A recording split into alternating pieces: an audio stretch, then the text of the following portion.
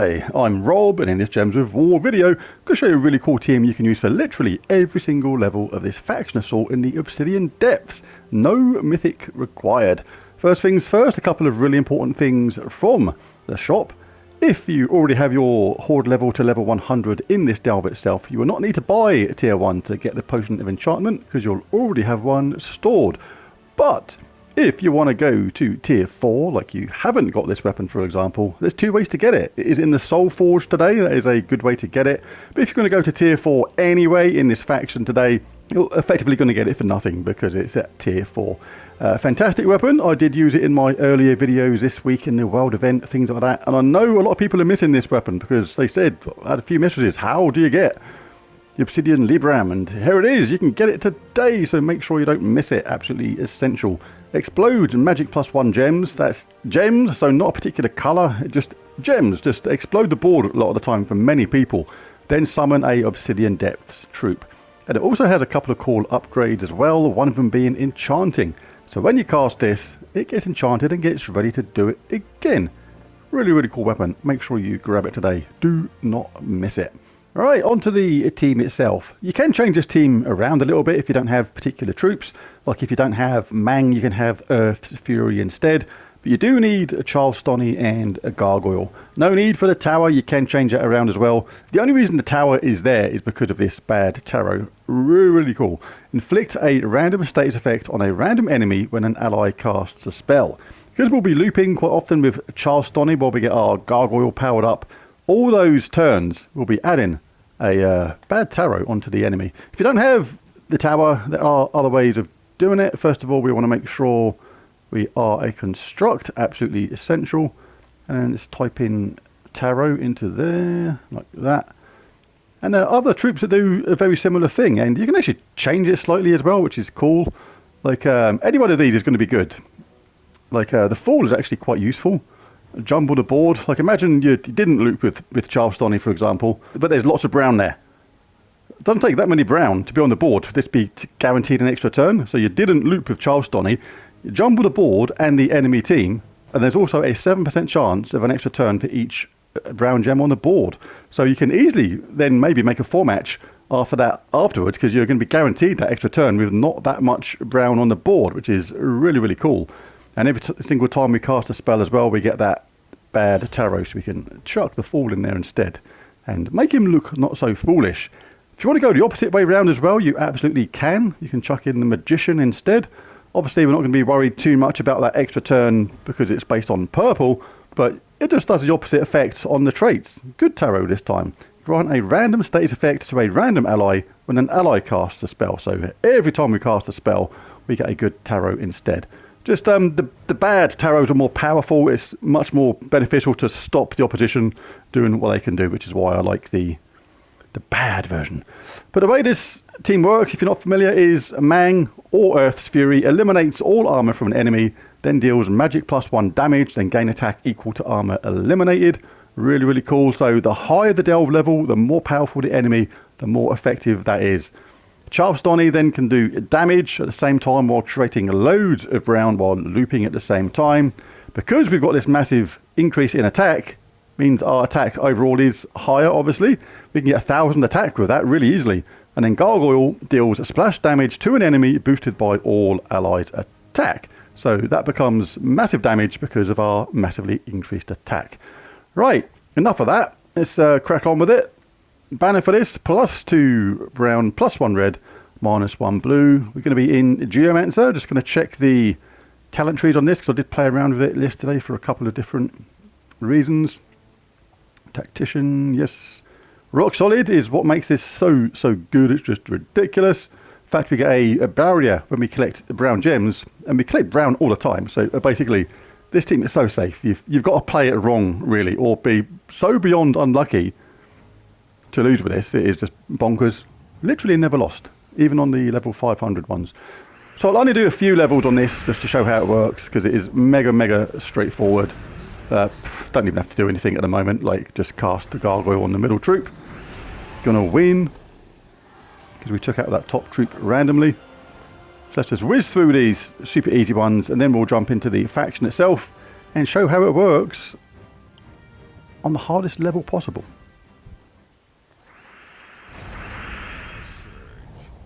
Don't need the boost from Mang right now, obviously, so we just cast Charleston on them and then cast Gargoyle on the troop in the middle to benefit from that splash damage. Really quick and easy. Right, so let's just show how we go through level 500 in the Delve itself with this team. Exactly the same team, nothing different about it whatsoever. But this time you do have to take advantage of the fact that we can get a huge amount of attack from Mang, which passes on effectively to Gargoyle and increases its attack hugely. So Mang eliminates all armor from an enemy, so we do that on someone that's got a lot of armor and couldn't potentially just die from that random death mark. Now the fall is really good actually, because as you can see here, it jumbles the board and the enemy team with a 7% chance of an extra turn for each brown on the board. So we've not got an extra turn at the moment, but we can cast this effectively for free. We've got a 77% chance of an extra turn. Do that. We did get extra turn. The hope was that basically that went in a place where we got a brown match extra turn somewhere, which didn't work out, but it might do. So it's actually not too bad. It can actually work in our favour. Oh, that death mark just popped in. Happy days. So let's bash down around the face for that. They're going to take a 400 odd bit of damage from that, but they had some armor reduction, so we've got reduced. All good. Now we get a nice boost from this. We're now doing 344 is the boost. That's on top of the regular amount of splash damage that thing does. So really, really cool. Let's cast Charleston on them. That's got Mang up again. As well, whack him with that, being as though we've got it. Can take away more armor if anybody's got it, but we've reduced all the armor now from the enemy, so we cast our Gargoyle. And they barely survived, and then Charleston can finish off. May take one or two more casts for you of Charleston, depending upon your magic level, of course. But half the time that will charge up your Gargoyle again, so you cast your Gargoyle instead and finish them off that way. If you're a newer player to the game, you can obviously just loop with Charleston as well. That has benefits at the same time, because you keep on getting these bad tarots on the enemy. That's probably why the enemy had that death mark, which came in straight away. So it's a really, really cool team. Do like it a lot. So we go Mang. Let's take away armor. We'll do it on Rock Troll, because he's normally got some armor reduction from skulls, so that makes that more effective on him. Let's cast Charleston on him a couple of times. Can cast this as well. Let's bash him with that first. And we go Mang again. Let's take away their armor. Let's soften them up. Probably didn't need to do that. So if they're about to cast, you can actually guarantee you take them out with Gargoyle. Like we got the boost ratio of 356. You know, if you're not very good at maths, you can actually just like put it on that straight away and guarantee it's going to die. But I know it's going to die from that amount of splash damage. We got that massive attack, look, so they're gone. Let's cast a Charleston. Hang on, let's let them think they're doing good just for a second. There you go. Choose your poison. Skull whack, Gargoyle, anything would have finished them off. The cool thing about this team is it works for all players. You can be a newer player to the game, and it doesn't matter if 1,000 attack or 800 attack, whatever is 800 attack, it's still going to be super effective even if you're a newer player. So this still completely works. Really cool.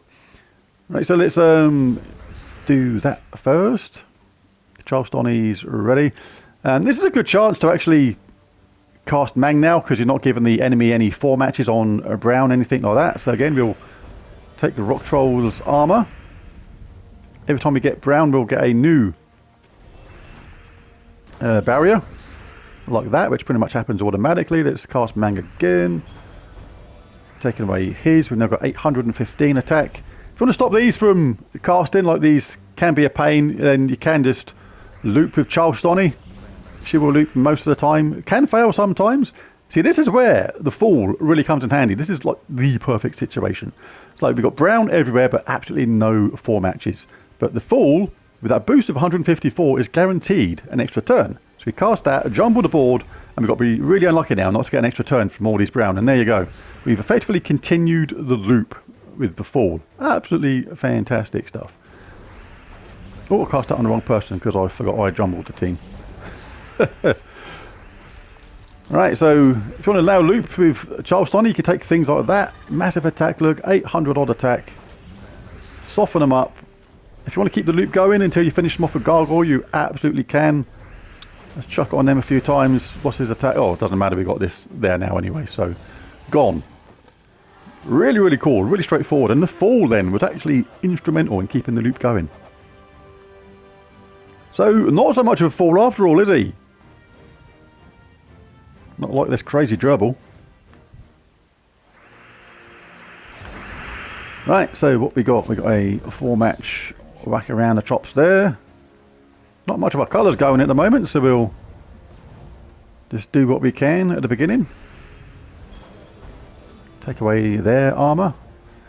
Charleston probably won't loop straight away on this because we've only got 3 brown on the board. This is kind of about as bad a start as you can get for this kind of team, to be honest. But this is where the fall again might come in handy. No extra turn there at all, but a lot of brown. 105% is the boost, which means it's guaranteed the extra turn, providing we're not frozen.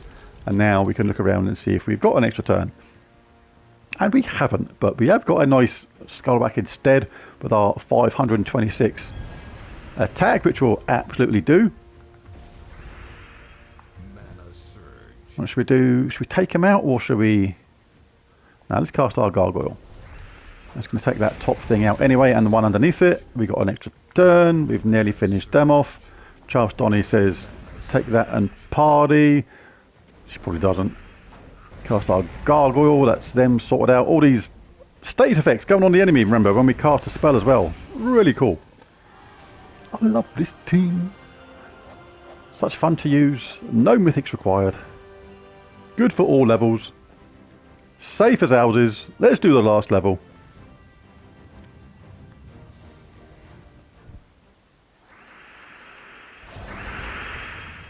So we have got a chance to get our Charles Donny up.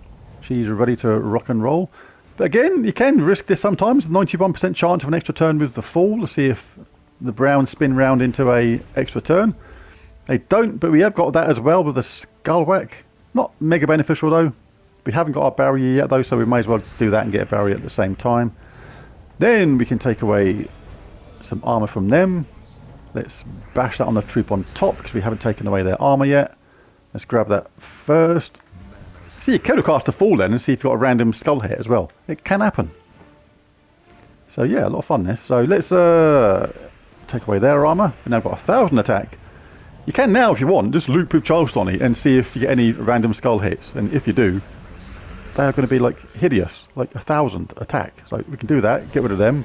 They'll do that, it does nothing because we've got a barrier. Get that because we just feel like it. We can do this massive splash damage with that huge buff in attack. Let's get rid of them because we've got 1,000 attack. Let's grab that. Let's chuck that on them. Gargoyle's ready again. The boost is 450. Let's get rid of them. Any skull hits are now going to finish them off in a single whack. And there it is. Kaboosh. You're gone. Level 500. Absolute walk in the park.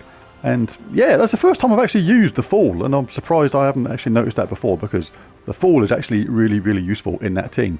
And it's going to replace the tower in my standard Invincibles team.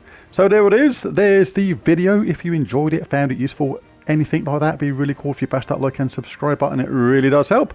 But most of all, thanks for watching, and I'll catch you again next time. Bye for now.